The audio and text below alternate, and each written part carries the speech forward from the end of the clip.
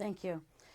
Well, the Prime Minister's visit was very important and at a critical time. He had a full round of meetings with government officials, members of Congress, the think tank community, business leaders. So it was a very productive and very strong visit to Washington.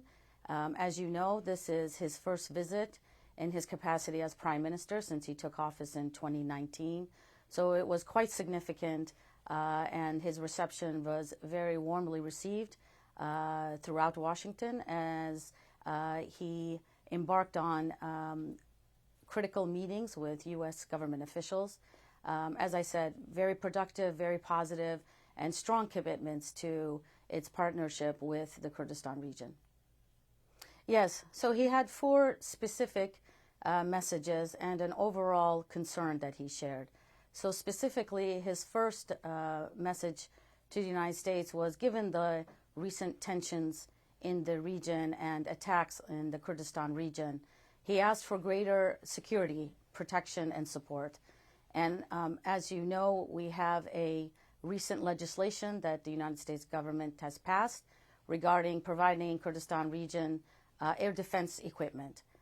He asked that these defensive equipments, be expedited and provided to the Kurdistan region to not only protect our citizens, but to protect the 140 diplomatic missions and U.S. agencies, as well as U.S. personnel and assets in the region. And so we asked for greater security protections. Number 2, he asked for regular and timely transfer of budget entitled to the Kurdistan region from Baghdad, that these delays are causing greater instability in the region, and the unnecessary delay was something that we needed the United States help with going forward. Third, we asked for the regular resumption of oil exports from the Kurdistan region. These oil exports have been ceased nearly a year now. We are losing billions of dollars, which is also unnecessary. And so we asked for their help in leveraging its influence in Baghdad to resume oil exports from the Kurdistan region. And fourth, we asked for the implementation of the disputed territories and Article 140. Those areas are still not being addressed. Those vulnerable populations' needs are not being addressed, and so therefore we asked for help in implementing Article 140.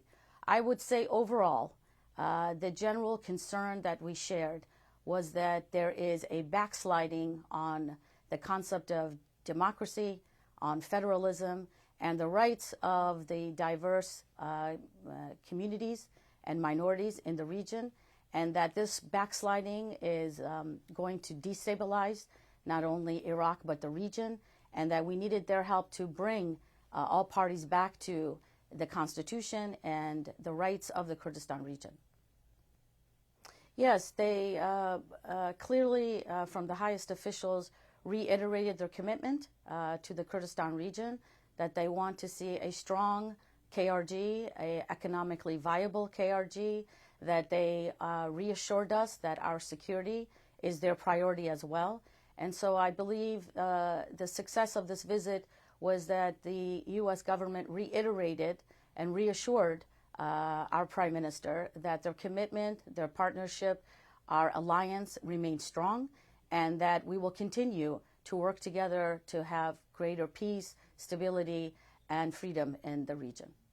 Yes, at the Chamber of Commerce event, the Prime Minister reiterated the call for U.S. companies to have greater investment in the region. As the new representative here in Washington, I'm going to be working on that issue, talking to American companies and investors about the openness of our market, the less regulations to enable people to come and work in Kurdistan. And this will be a priority of mine, to encourage U.S. companies and investors to come and participate in this ambitious economic and reform program that the Prime Minister has prioritized for the region in diversifying our economy with the agricultural products, with tourism, with all sectors in the health industry. And so it will be my mission to encourage greater U.S. Investment and companies to come work in our region. Yes, clearly that is a priority of the United States government.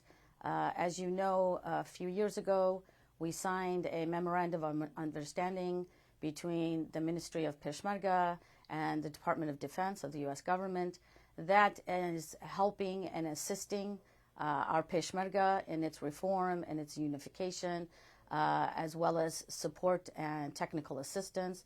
That will continue until 2026 and hopefully beyond. But their commitment to our security, our capabilities, as well as reforming our Peshmerga ministry to become a more modern, effective military unit force in Kurdistan is a priority.